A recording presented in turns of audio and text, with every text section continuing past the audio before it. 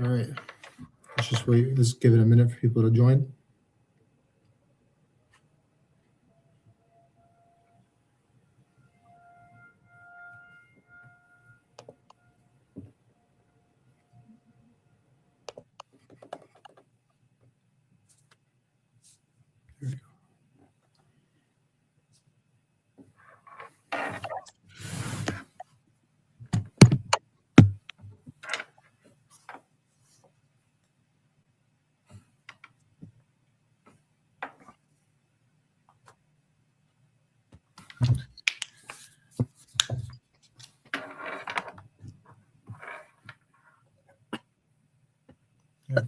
There we go.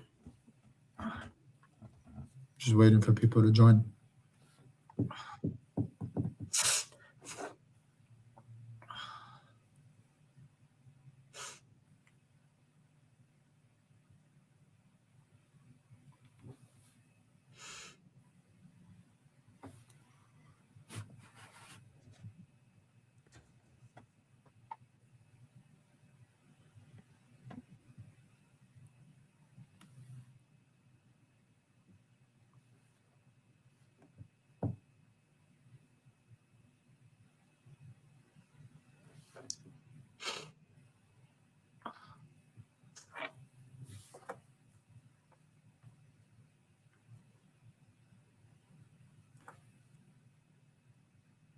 We'll be starting shortly.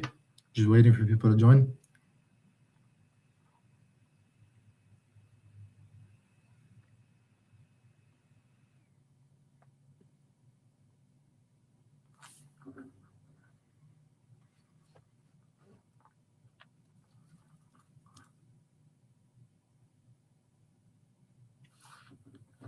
All right, let's get started.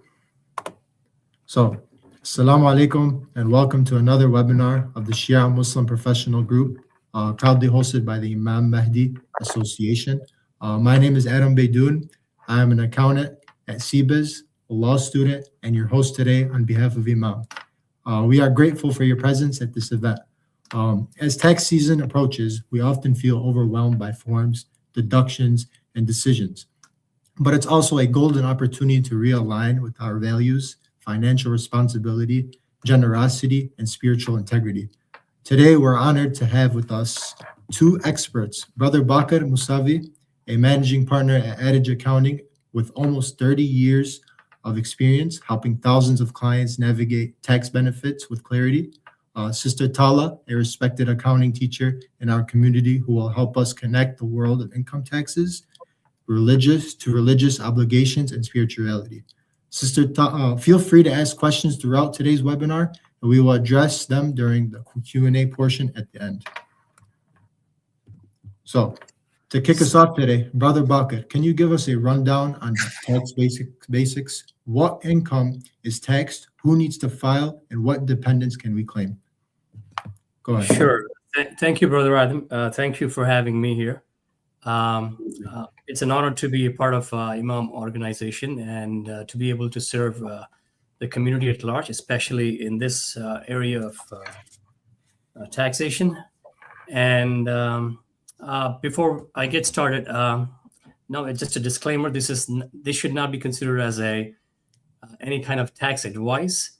We are here to just talk about the general concepts of taxation, and how would they apply in your personal case would be something that you want to take up with your own tax preparer. Okay, having said that, let's get started with the slide that talks about taxable income. Basically, when we say taxable income, it's pretty much everything is covered in there. It's a worldwide income. The only things that may not be considered taxable are like distributions from Roth IRAs or inheritances and gifts, insurance proceeds. They might not be taxable, but pretty much everything like wages, salaries, and interest and dividends and business income, all that is taxable. Now, one important thing I want you to know here is if an income is not taxable, it does not mean that it is not reportable. it's still reportable, but it may not be taxable. So somebody says, okay, if it's, hey, why should I report this income if it's not taxable? No, that's not right. It might still need to be reportable, but it may not be taxable. So that is something that you will get to know as you proceed into the tax preparation process. Okay, so consider for this particular point, just say that pretty much everything is taxable unless it's specifically excluded from the tax code as taxable income.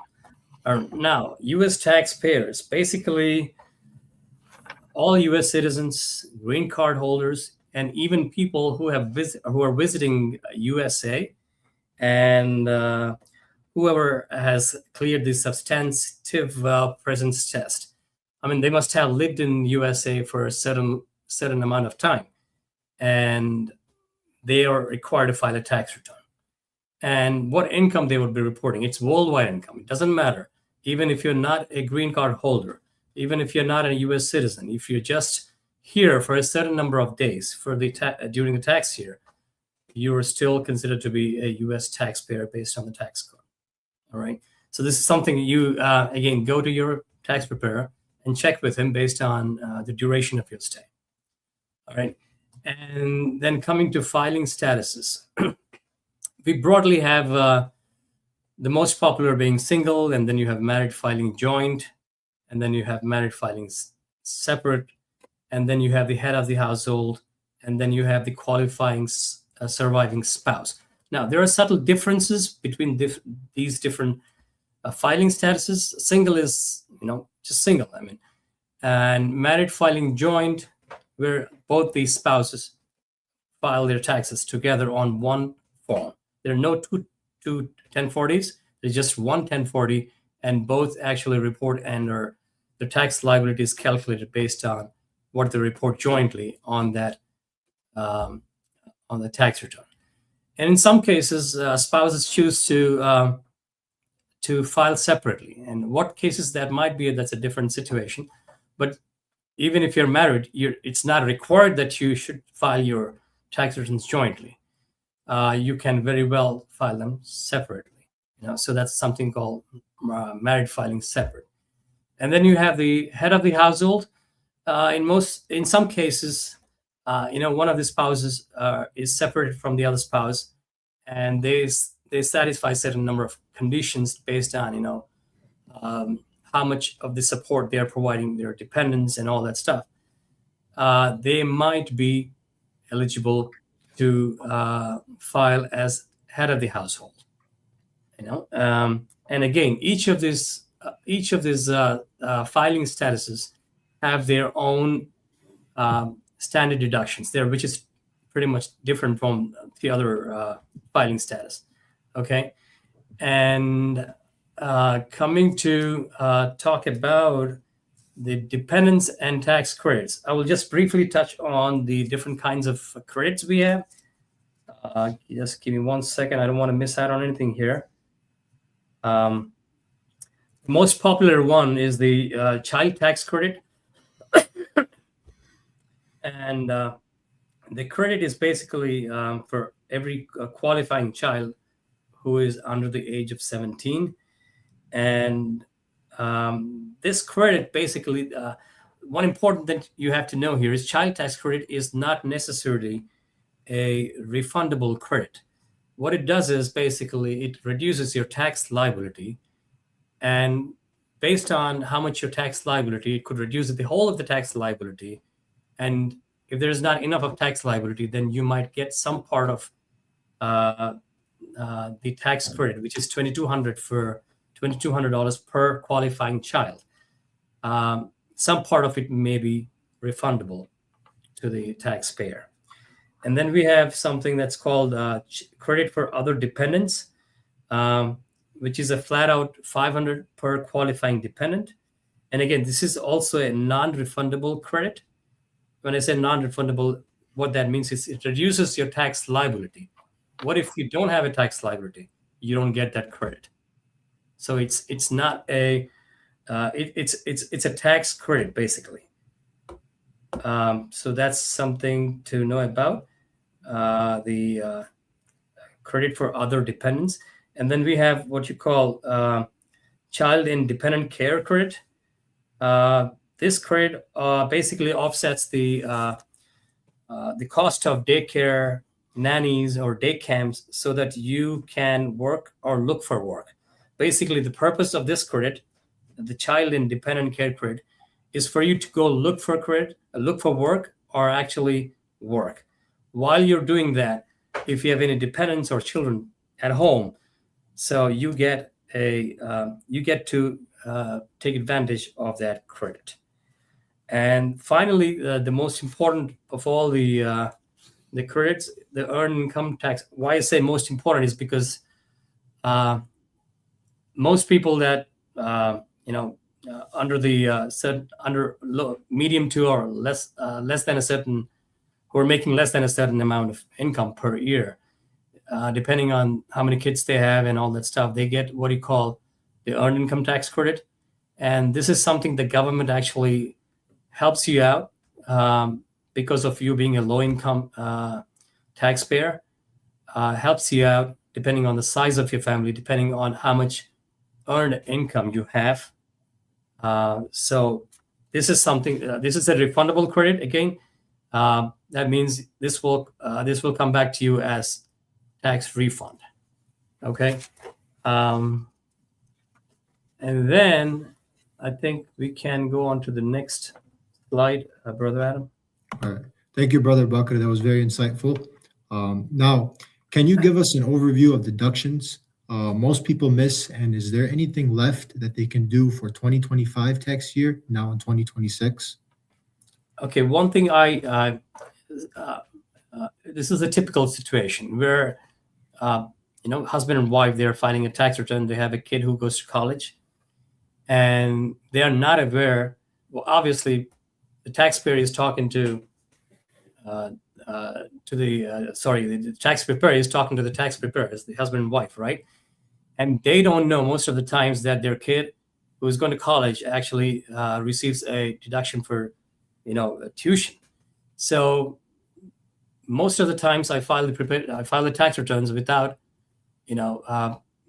because they send up the forms, and there's a form called 1098T that's given out by the college that your kid is going to, and that form is not available. And we prepare the tax return without that form, and by doing so, you just lose out on $1,000 credit, tuition credit.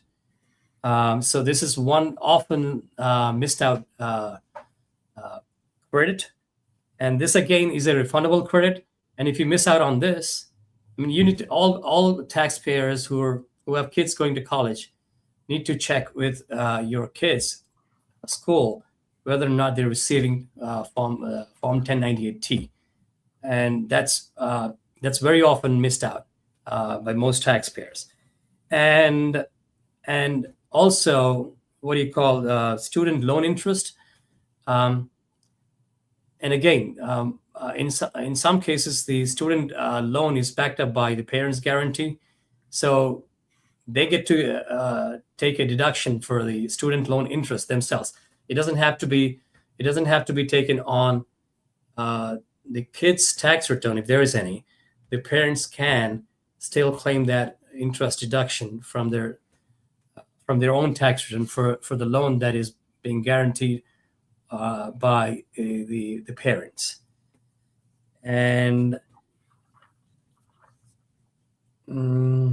if you are the three new items that have been added to the tax code by the new tax legislation. So the first one is if you work in the service industry, you may be able to deduct up to $25,000 of your tip income from the federal tax. Okay, that's new for 2026. So this is something that you want to bring up with your tax preparer. And also many hourly workers now can deduct a portion of their overtime pay, significantly lowering their taxable income. So there's no tax on overtime. So this is something that you want to talk about. with your tax preparer. And then first time in I would say over 10 years or 20 years, I don't know for how long, but interest paid on personal car loans is now deductible for many taxpayers. And it's, of course, it's subject to certain income limits, but these are the three topics that you want to discuss with your tax preparer. One, no taxes on tips, and then you have no taxes on overtime, and then your card loan interest is deductible. And this is the first time in so many years. These are the items that you can, talk to your tax preparer about, just to make sure that you're not missing on those. And coming to what you can talk about, what you can do about 25 in 2026, I would say anyone who's contributing to IRAs and 401ks and all that stuff, make sure, or business IRAs, make sure that you file your extensions, be that for your business or your personal. Because most of these, once you have the extensions in place, most of these contributions that we make in 2026 for 2025 are the due date for such contributions actually fall in place with the tax deadlines. So making sure that you file your tax deadline, even if you're not filing your taxes on time, make sure that you file extensions on time so that you can still benefit from the extra time for contributing to any IRAs for 2025 in 2026. And moving on to 2026. One second. What do we have in 2026?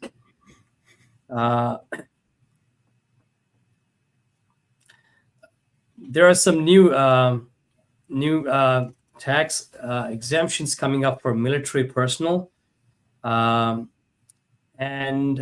if your 2025 AGI was to 89,000 or less,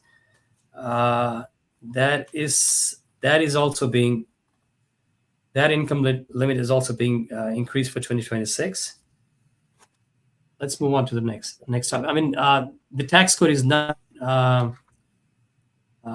There's still, we need to look into 2026 details. I haven't really done that much digging.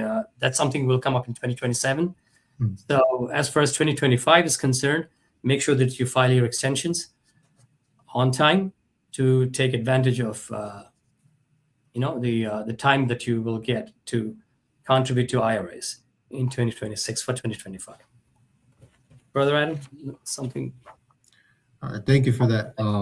So now that we have that information, when and how can we file our taxes? I'm sure everyone's excited for a big refund.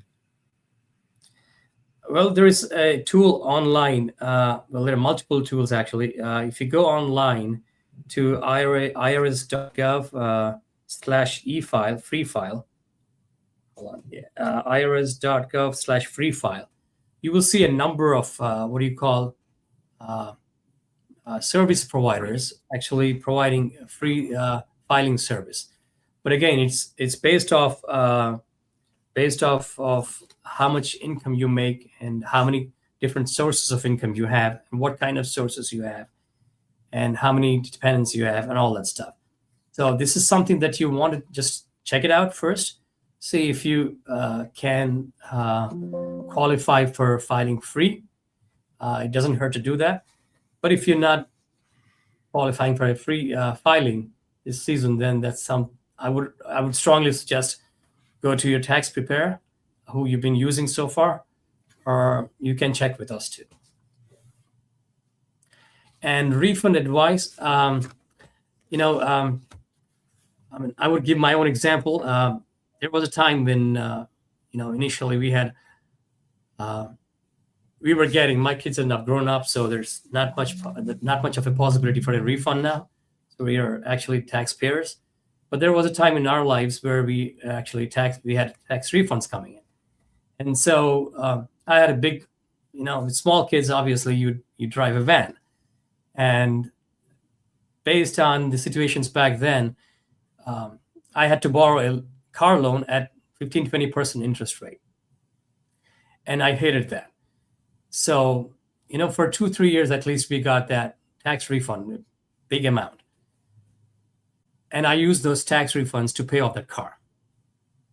And the reason why, because I would want to reduce my tax, the interest that I'm paying on the car loan, because there was no way I would put that refund into investment and make more than 15% return on that refund amount. So I chose to pay down the car loan and straight out save 15% interest right away. So I would suggest that you should be using the tax refund very wisely. And if you have no idea what to do with it, just save it for the rainy day. Well, And when it comes to giving, feel free to give. I mean, if you want to collect your blessings in the hereafter, give as much as you can. all right. Thank you for that. Now that you gave us this information, could you walk us through the tax form as a whole? Well, hold on 1 second. Sorry. All right, there we go. Yeah, that's better. I mean, just make sure that you have at least the first part of the first 4 or 5 lines of the tax forms. Obviously, nobody's filing these days paper filing. There's no paper filing. So make sure that you enter your correct social security numbers, your date of birth, your name as they appear on your social security card, and also your dependents information. And very importantly, if there is a refund scenario, make sure double check that you're putting in the right routing your bank details correctly. Especially people who are refund dependent, who are looking forward for that refund. Sometimes they can't wait for long. And a small mistake on your banking information part will delay the refund by at least a month or 2. So make sure that you enter the banking information correctly. And I would suggest that if it's a joint filing, better have the banking information. Better have the bank information, which is joint, like a joint bank account for both the taxpayers. Besides that, I don't want to delve into details about all these line numbers because that would make me run out of my time, Brother Adam. Okay, sounds good. All right. Thank you for that, Brother Bakr. There was a deduction we didn't talk about that I was hoping we could touch on. Sure. Sister Tala, can you tell us more about the deductions for charitable contributions? Thank you, Adam, and thank you, Brother Bakr, for that great overview of the tax form. What I want to hit on a little bit is charitable deductions, and I want to do that by going back a little bit and seeing that tax form overall. Adam, if you could go back 1 slide. Yes, absolutely. There are 2 sections in the tax form. There's the standard deduction and the itemized deductions. And what people don't realize is you could only choose one. So after you do the general deductions that apply to everybody, in the second portion, you could either take the standard deduction, which applies to most taxpayers, or you could take the itemized deduction, which will only apply to you if your itemized deductions amount is greater than the standard deduction. So for the charitable contributions deduction, if you want to go back to that slide, Adam, only applies if you are itemizing your deductions. But a lot of us are really generous in our community, and it might apply to us, especially if we are high income earners. So for this, I want to make sure that everyone remembers a few things. One is it needs to be a 501c3 that you are contributing to be able to get the deduction. And 2, you need to get a donation receipt every time you donate to an organization that is a 501c3. So this doesn't mean that it has to be the Red Cross, right, which is a common 501c3 that people give to, but it could also be a lot of our local Islamic organizations. I mean, think of your local masjid, even imam. So a lot of these organizations are 501c3s and can provide you with a donation receipt that you can use for your tax forms. I want to add something here very quick, if you don't mind. Yeah, go for it. Okay. Itemized deductions is a big thing for 2025. These deductions, I mean, in the past, there was a cap on property taxes, and so that cap has been removed, and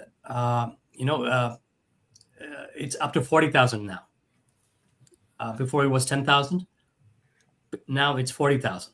So the combination of all the taxes, state income taxes, property taxes, sales tax on the vehicles that you buy, all right, the cap is $40,000. So this time we will see a lot of people going for claiming itemized deductions, which was not the case in the last 2-3 years, where invariably standard deduction was being the choice for most taxpayers. So just make sure that this time around, you guys check with your tax preparer, because the cap has been removed. Yeah, go ahead. Sorry. Yeah, you reminded me. So thinking about standard deductions too, in 2026, they have changed those rules slightly as well. So it won't apply for this year, but it'll apply for next year. Yeah, for 2026. So the standard deduction now can be about $2,000 for above the line deduction. So you don't even have to itemize anymore to get a little bit of that deduction. Sorry, not standard deduction, for the charitable contributions. So you could get a charitable contributions up to $2,000 for joint filers for cash charities above the line. So that means without even itemizing. So before you get to your standard deductions. Well, thank you guys for that. I'm excited that I'm sure everyone's excited about the new above the line deduction next year. Can I use it for sadaqah that I pay? That's a great question. Before we dive into what you can use it for, let me define some of the various religious dues that we have. So first we'll talk about zakat. So there's many types of zakat. There's zakat that's paid by farmers who grow wheat, barley, dates, and raisins above a certain amount. And there is also zakat paid on camels, cows, sheep, and goats. A lot of us don't pay this zakat because we're not farmers. But there is, for instance, zakat al-fitra that you pay on Eid al-Fitr after Ramadan. And a huge type of zakat that people commonly know is khums, right? So a lot of us view khums and zakat differently. But zakat is actually an umbrella term for religious dues, and khums is a type of zakat. So what is khums? Khums is 20% of your surplus wealth, which I like to think of as end of the year profits. And that's paid yearly on your khums date. Usually that's the first day you begin working, but you can determine it with a religious scholar if you've never paid khums before. It's usually used for religious and charitable causes like funding seminaries, educational projects, helping the poor, orphans, widows, etc. And it's distributed by religious authorities like your marja to support the community and uphold the Islamic teachings. So only authorized institutions that have an acquired written permission, or what we call an ijaza, from the marja's office can actually collect this khums. So for instance, Imam is an organization that can collect khums. But not every charitable organization can collect it. There is a list of organizations that can collect khums on Imam's website, and we could send that in the chat after. Okay. Sadaqah is another category, and that's a type of charity or donation that's given to get rid of or keep away evil and mishaps, right? Or if you're sick and you want to get better, you might give a little sadaqah to bring good fortune. And this is specifically given to the poor or someone in need. And there's a niyyah, or an intention, attached to it. And it's usually spent on something specific. So it's important if you do sadaqah to specify in your donation that this is for sadaqah. And any Islamic organization will honor that. Lastly, there's general donations. And this is a voluntary donation that you can make to any organization or individual. And that is money that you give without any obligation or thinking that you're going to get a return of any sense. So to answer your next question, you can get a charitable deduction on sadaqah. So that was your original question, Adam. So you can get that charitable deduction as long as you're giving it to a 501c3 and getting a receipt from them. So don't forget your receipt, especially if it's a larger amount. If it's like $10 or $20, you can claim it, but it's actually not going to do much for your taxes anyways if it's that low. But for larger donations, especially over $500, you should definitely get a receipt. So you could file that with your tax form.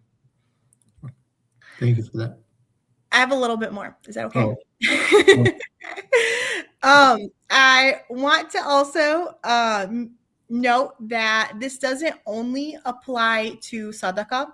So you can also get a deduction for your khums, which is something that a lot of people don't know. They view it as, right, it's a religious obligation or a religious tax, and they don't realize that you could also get a tax deduction for your khums. So as long as you're giving it to a 501c3 that has an ijaza from the marja and gives you a tax receipt, you can also get that deduction on the khums money that you paid.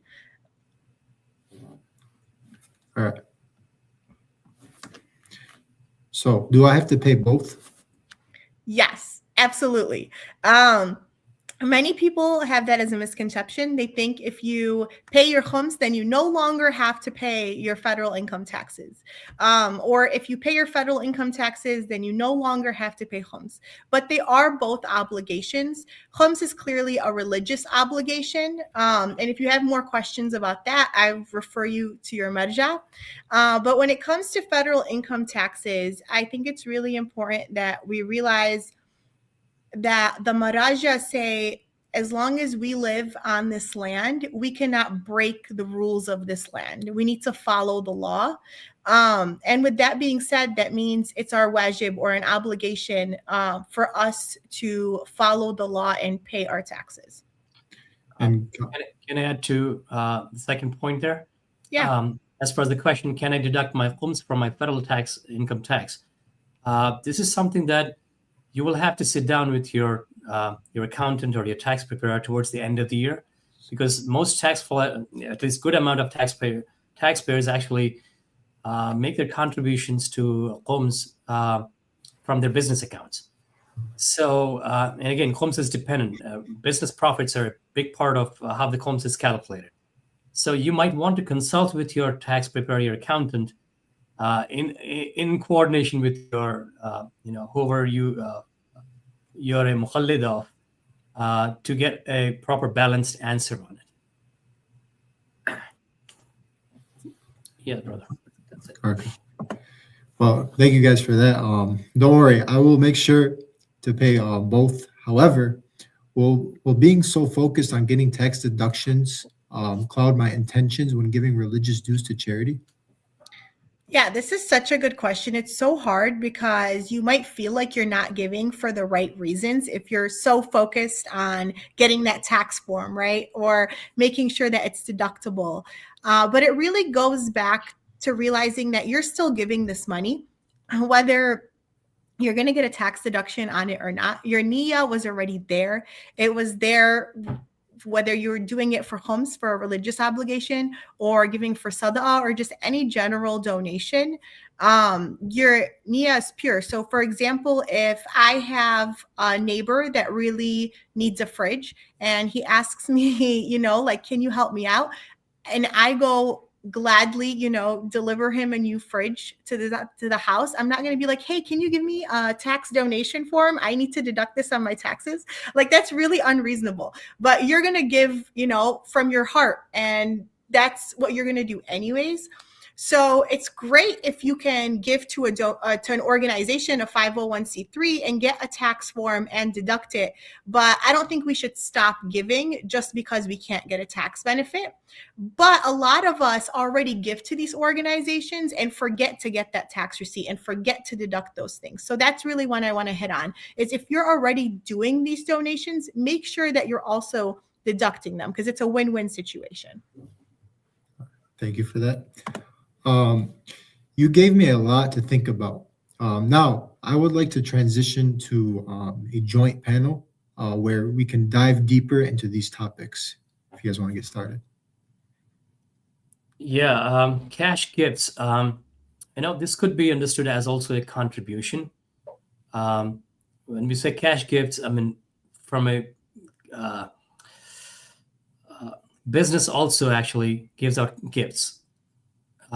So if you're running a business and you are able to write off up to $25 per donee, per person who you're gifting in the business, and they are deductible outright. But if you're talking about from a personal point of view, it's more like a charitable contribution.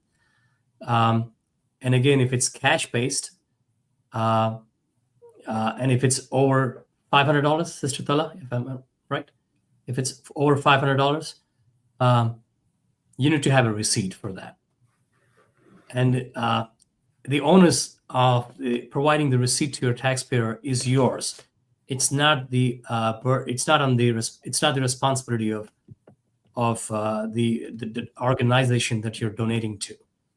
All right, they might give out the contribution letter at times. They might not, but you are responsible to keep receipts for claiming that gift.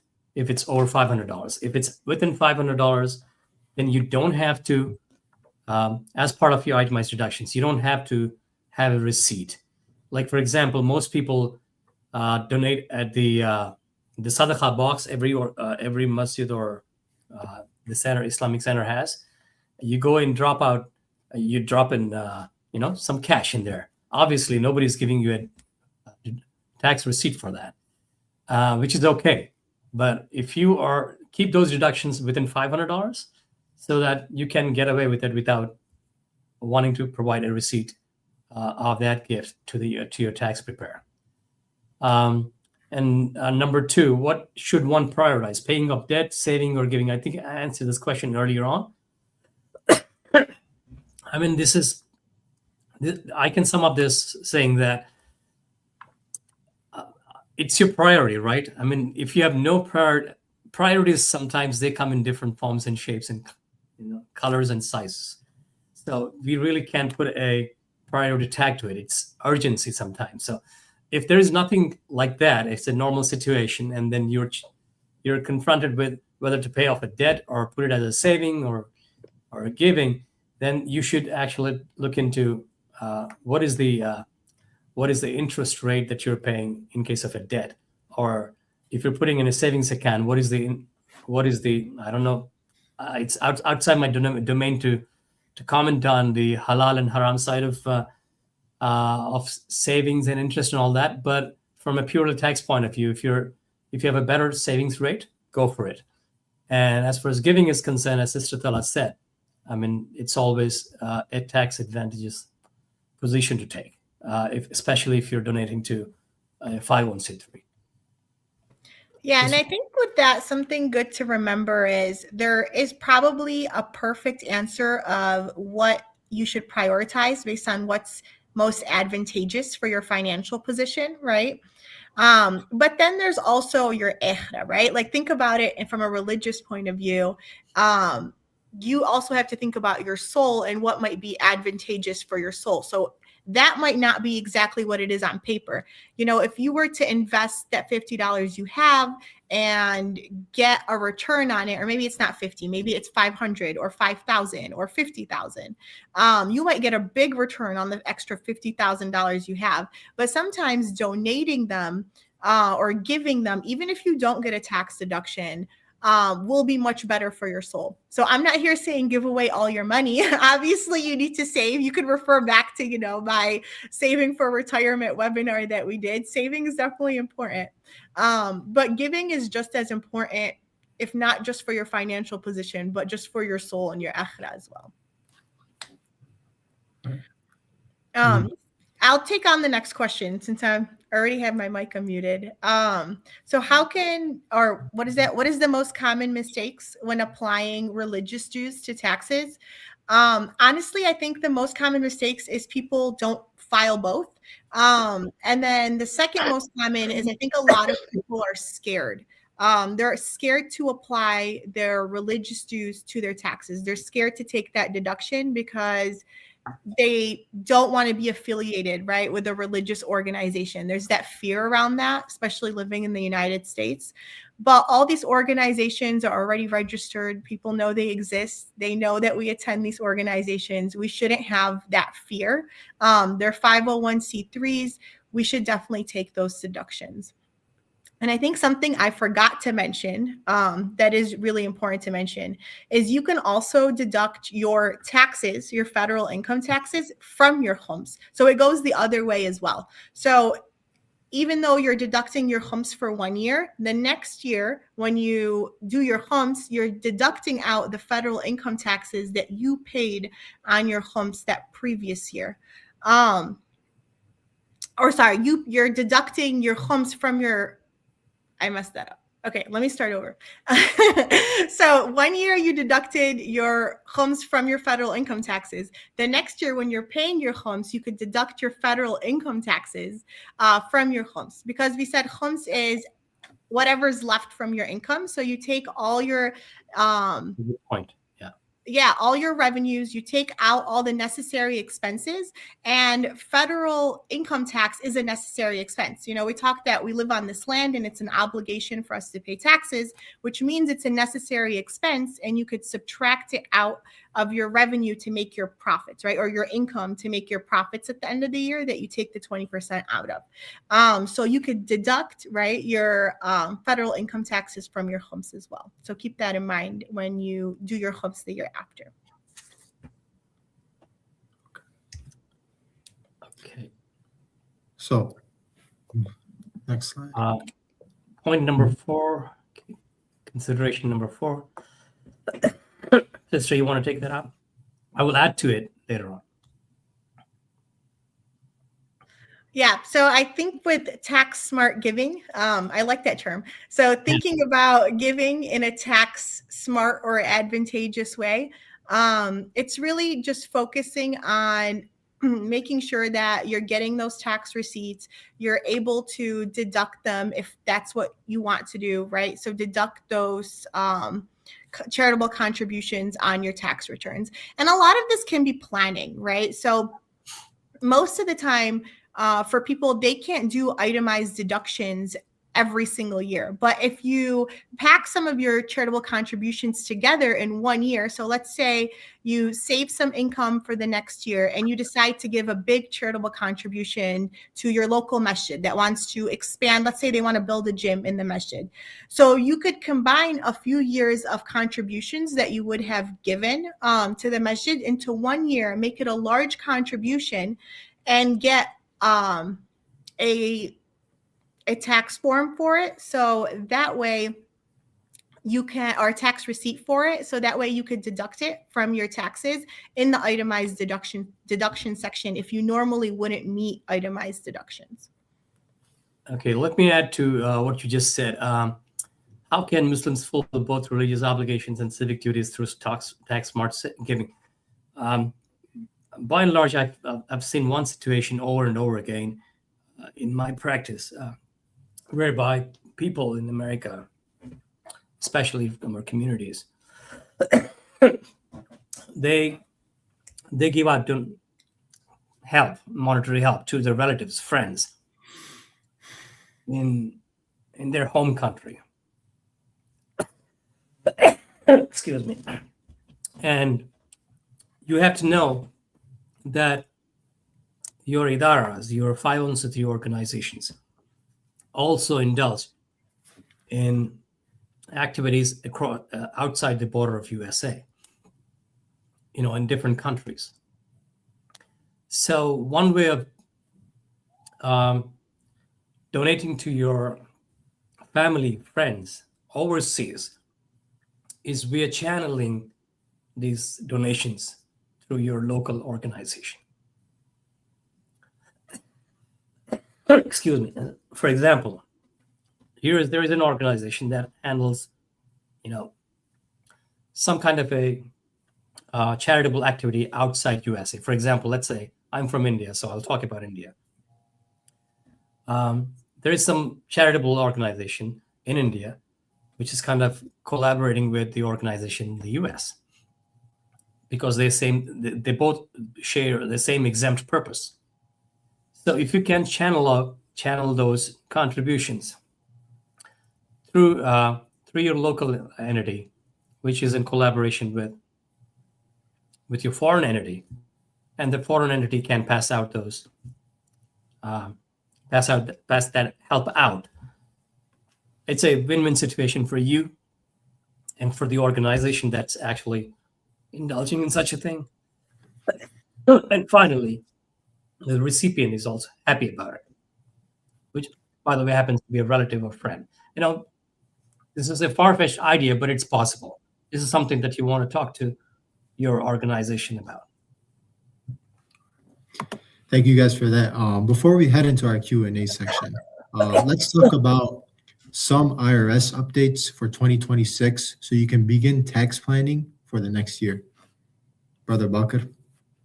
Yeah, 1 second.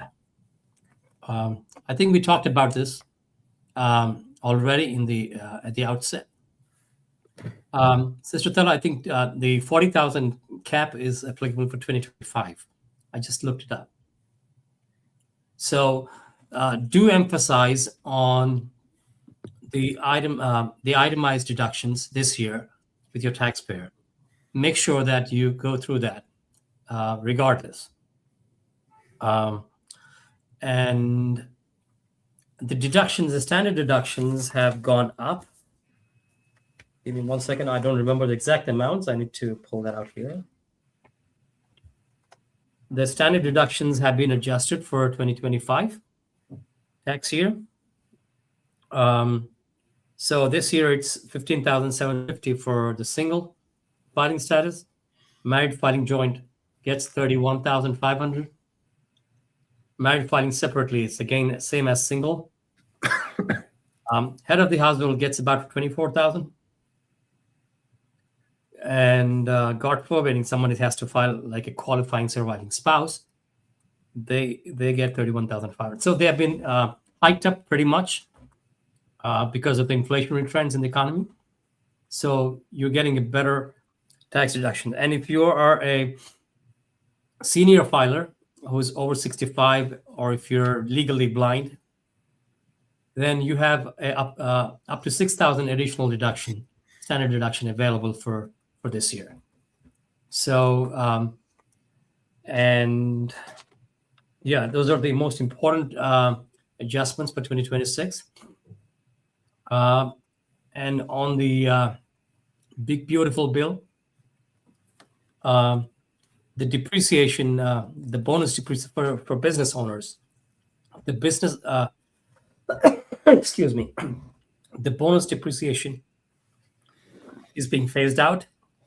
This is the final year that you would be able to claim a bonus depreciation of 20% of the value of the asset that you will place in business. And the EV credit is also being phased out. What is it? This is the last year, Sachatella? Yes. This is you have to buy your vehicle year. before September 30th in 2025. Yep. In order to claim the full credit. For and the full credit, I believe it's about $7,500. Depends on the class and make and model of the electric vehicle.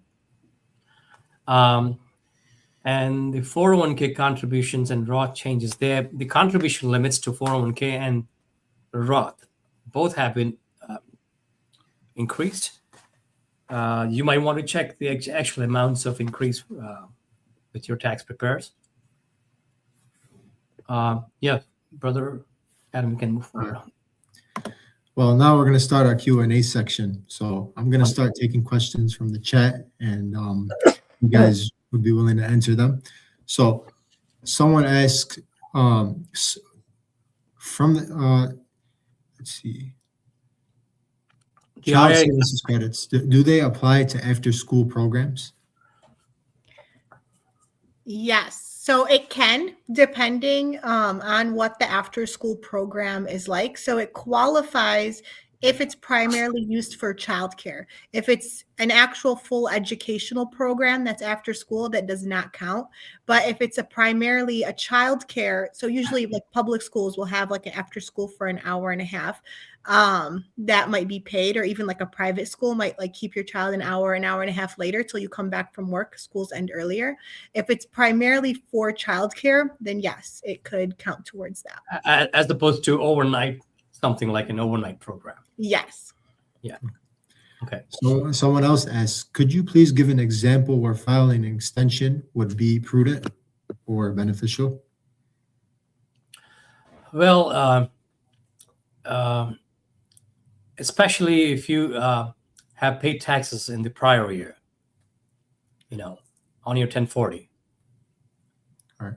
Invariably, it would be a good thing to file an extension, as opposed to if you're not used to getting if you're basically getting a tax refund, then if you file late, no big deal.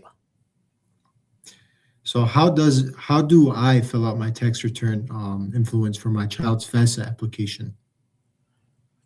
Okay. There is a myth out there that says, well, in order to qualify for student aid, you have to file the parents' tax returns or the FAFSA applicant's tax return a certain way. That is not true. There is no connection between these two. The eligibility of the student for FAFSA is based on the student aid index, which is basically how much the student makes as income. And as of the date of the application, again, let's suppose you're applying for FAFSA in the academic year 25-26. They're going to look at the applicant's taxable income in 2023, not 2024, not 2025. So as long as you don't have any income on 2023's tax return, you're fine. So you have to play that out accordingly, depending on which year you're applying for FAFSA. But again, it's not parents' income or assets that really matter, whether a student is qualifying for a FAFSA aid. So it's the income of the student itself 2 years prior. That matters, number one. Number two, as of the date of the application of FAFSA, what are the assets of are on the name of the FAFSA applicant, not the parents? What's the net worth of the student as of the date of the application? That's what matters. So basically, the more you have on in these two buckets, the chances of you qualifying for FAFSA are less. So, but it's got nothing to do with your parents' income as such, as is the most popular misconception out there. It's based on what's the student aid index. How much is the student index? That's what those guys actually do. They calculate the student aid index, and student aid index is dependent on these two items I just talked about. All right. So are there any benefits for a house purchase in 2025 with a large down payment? Yes and no. If large part of the down payment is towards purchasing down the base points, then when you put in a down payment, in some cases the borrower would like to bring down the interest rate by buying those points in advance. The amount that you pay to buy down that is basically what you call the interest on your itemized deductions. So it depends on how you allocate that large down payment. That's what matters. Excuse me. So make sure that you put that down payment towards reducing your base points for interest. That way you can put that extra amount into your itemized deductions. So what are some tax considerations for 1099 and small businesses, entrepreneurs? There's a lot. So I think get us started, and then maybe Brother Bakr can take over and fill in the gaps for what I missed. So the first one is self-employment tax. So that's really what differs between 1099 employees and W-2 employees. If you're W-2, the employer pays, right, your employment tax, but for 1099, there's a self-employment tax that you have to pay.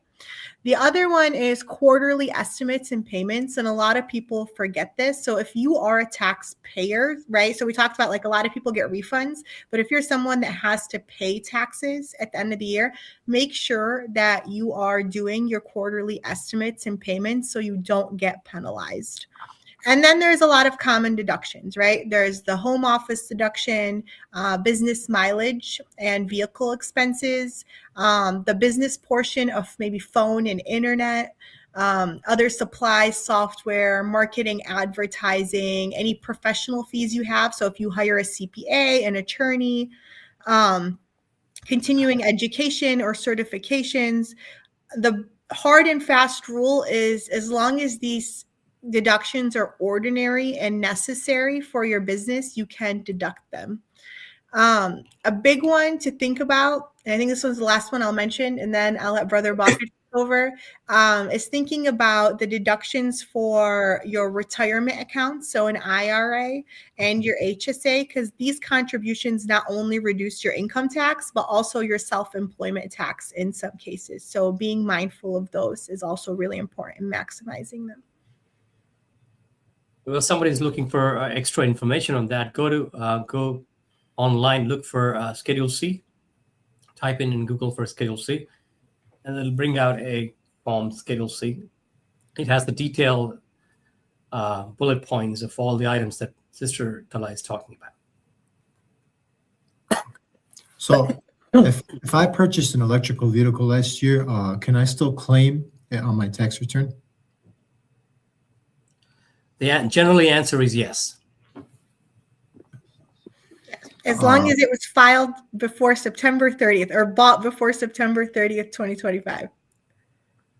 Oh, that's for 26. He's talking about 20. Oh, yeah, you're right. Yeah.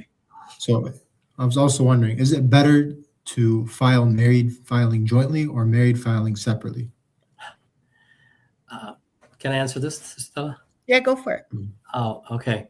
Well, I'll just point out a brief an example that there was a couple, and one of the spouses was making a good amount of income, the other was not, and something happened later on. They got separated, and they started filing married filing separate, and for the years that they filed jointly, even though one of the spouses was not making good income,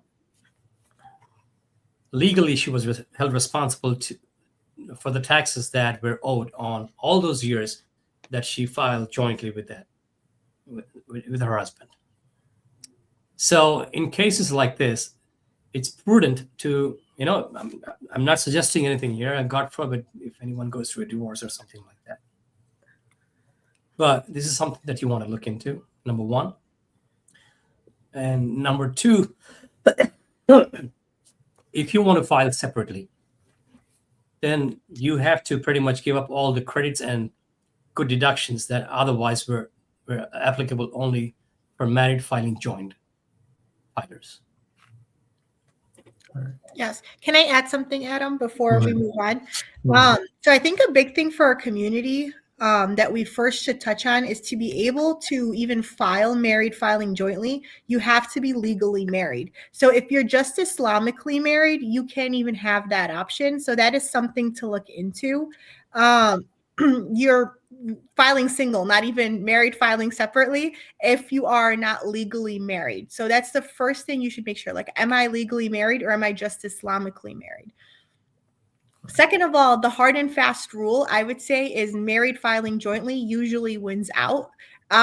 Especially if you have like a stay-at-home mom and then the dad is, has a W-2 job and is making a lot of income. There's a lot more deductions that you can take. And the tax bracket might be more beneficial to you in that sense, just because the amounts for married filing jointly is much higher.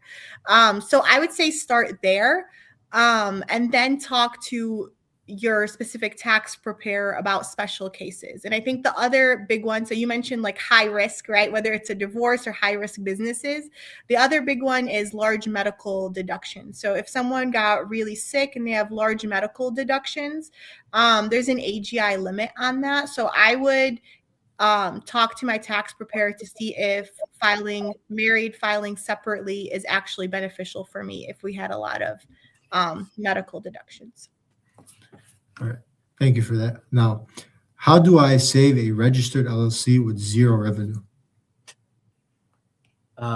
Looks like there is a question behind that question. It's kind of very difficult to answer that question, but I'll just run a typical scenario.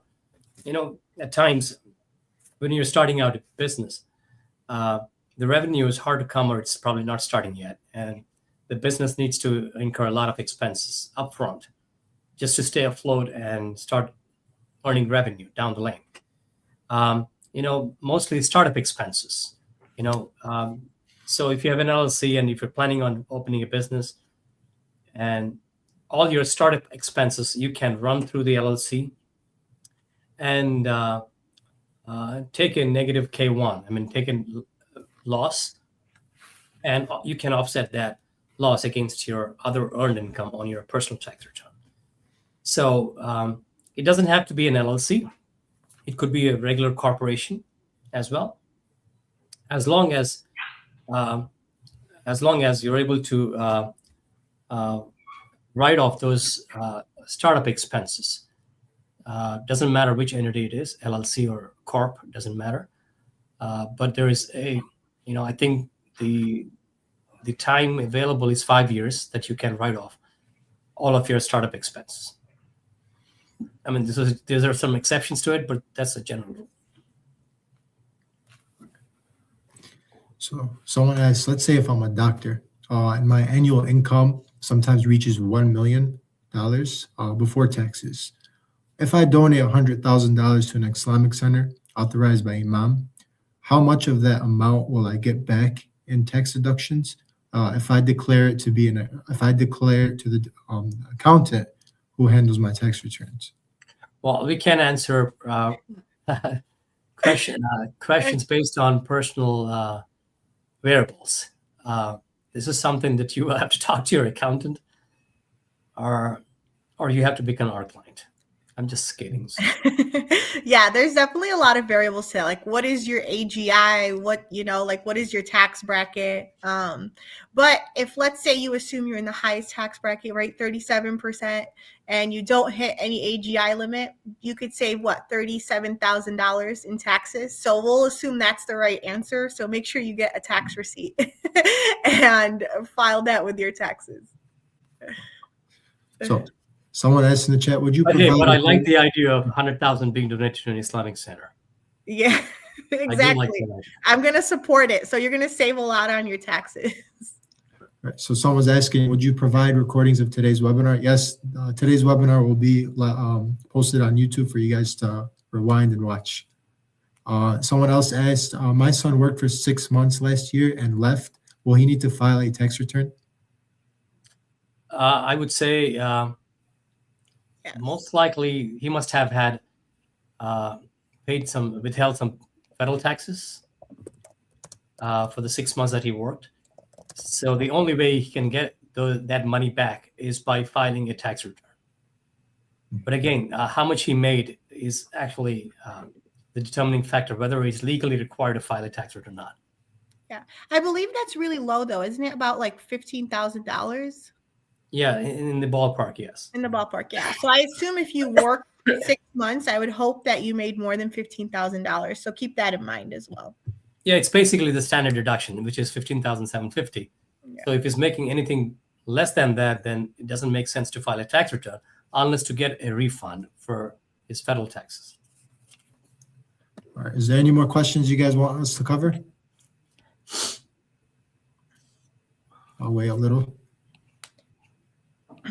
While we're waiting, there's something I wanted to mention that I've been thinking about that could be a misconception in our community, which is this idea that we all want gigantic refunds. And in my opinion, getting a gigantic refund should not be the goal, especially if you're a high tax earner.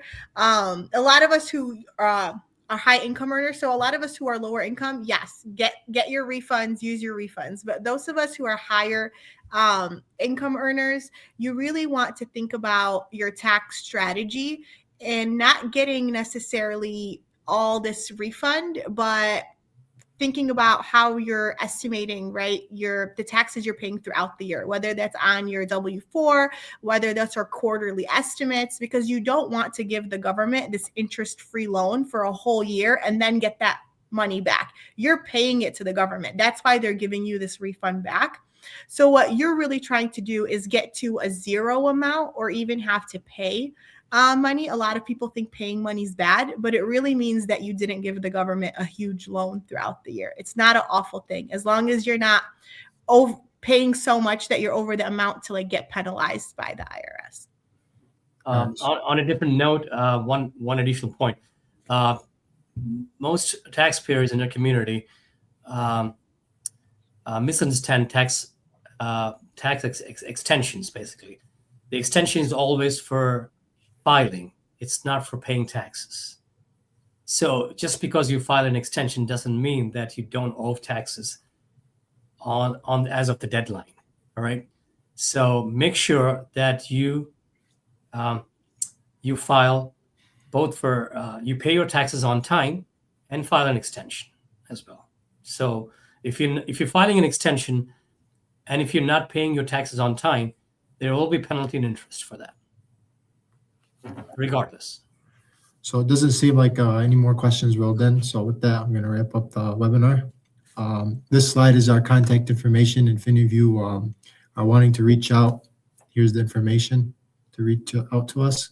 So with that said, I want to thank everyone who for joining this webinar. We hope it has been beneficial, informative, and helpful in answering your questions. We extend our sincere thanks to our respected guests, Brother Bakr Mustafi and Sister Tala Talib, for the valuable information and guidance they shared, and for that time and effort they dedicated in preparing and contributing to the success of the session. Thank you to all of you for your kind attention and participation. If you found this webinar useful, please consider clicking the like button, so it could help us gain visibility on YouTube, so that more people can benefit from it. To help us improve and further develop this program, please do not hesitate to send us out your feedback, suggestions, and any topics you believe are important and should be addressed from both academic and a religious perspective. Imam is here for you and remains committed to serving and advancing the Shia Muslim community in North America and in all religious and social aspects. This is Adam Baidoun, once again greeting you from behalf of the Shia Muslim Professional Group, sponsored by Imam. We look forward to meeting you in the future webinars. Until then, good night, and may Allah bless you guys. Thank you. Thank you. Thank you. Guys.